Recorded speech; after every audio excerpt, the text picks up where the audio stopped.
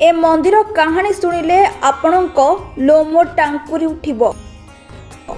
एही मंदिर रे पत्थर स्तंभरू शुणा जाए स्वर। रहस्य करे भक्त मानंको आश्चर्यचकित।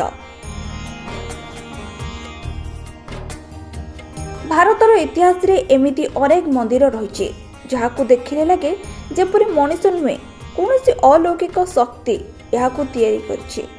हजार हजार वर्ष पुराना यह स्थापत्य आज भी विज्ञान और इतिहास गवेषकों को आश्चर्य करिथाय।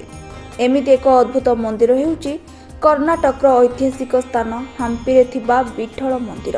यह मंदिर केवल यार सुंदर स्थापत्य पाई नुहे बरं एठारे थिबा अद्भुत संगीतमय स्तंभ पाई सारा विश्व में परिचित। कहा जाए यही मंदिर किछि पत्थर स्तंभ को स्पष्ट कले भिन्न भिन्न ध्वनि शुणा जाए। यही स्तंभ गुड़िक एभली भाव में निर्माण होइछि जे पत्थर मध्यरु संगीतर स्वर भली ध्वनि सृष्टि हुए। यही कारणरू एगुड़िक संगीतमय स्तंभ बोली कहुए। भावंतु आजिर आधुनिक जुगरे मध्य जेउ काम करिबा कष्टकर शह शह वर्ष पूर्व कारीगर माने केमिति एमिति अद्भुत कला सृष्टि करथिले। एही मंदिरर प्रत्येक पत्थर पछरे लुचिछि एक कहानी।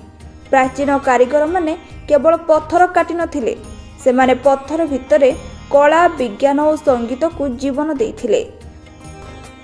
हम्पीर विठल मंदिर विजयनगर साम्राज्यर गौरवमय इतिहास एक निदर्शन। यार अर्थ सुंदर खोदेई और संगीतमय स्तंभ आज भी लोकंकु आकर्षित करुछि।